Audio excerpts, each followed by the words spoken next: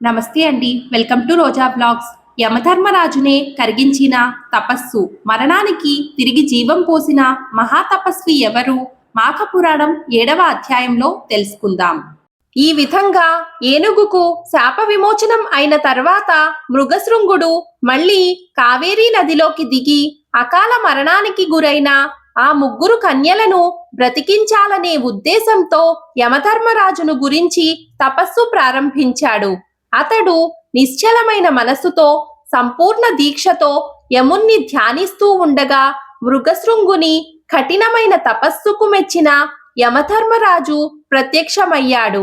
మృగశృంగ, నీ కఠోర తపస్సుకు పరోపకార భావం నన్ను ఎంతో సంతోషపెట్టాయి.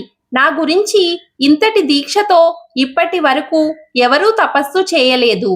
నీకు ఏమి కావాలో కోరుకో, నీ కోరికను తప్పకుండా నెరవేర్చుతాను అన్నాడు. ఈ మాటలు విని మృగశృంగుడు కన్నులు తెరిచి చేతులు జోడించి, మహానుభావ, ఎంతటి మహా తపస్సులకు కూడా దర్శనం ఇవ్వని మీరు నాలాంటి సాధారణ వ్యక్తికి దర్శనం ఇవ్వడం నా పూర్వజన్మ పుణ్యఫలమే. అకాల మరణానికి గురైన ఆ ముగ్గురు కన్యలకు మళ్లీ ప్రాణం పోయండి. మిమ్మల్ని స్తుతించే వారికి, మీ స్తోత్రం వినేవారికి జరా మరణాలు రాకుండా ఉండేలా అనుగ్రహించండి. వారికి అన్ని విధాల శుభములు కలిగేలా దయచూపండి అన్నాడు. మృగశృంగుని పరోపకార బుద్ధిని, కరుణతో నిండిన హృదయాన్ని చూసి యమధర్మరాజు ఎంతో సంతోషించాడు. అతని కోరిక ప్రకారమే ఆ ముగ్గురు కన్యలకు మళ్ళీ ప్రాణదానం చేయాలని నిర్ణయించి, మృగశృంగ, నీ భక్తికి నేను మెచ్చాను.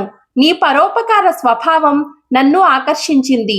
నీ కోరిక సఫలమగుగాక అని ఆశీర్వదించి అదృశ్యుడయ్యాడు. మాఘ పురాణం 7వ అధ్యాయం సమాప్తం.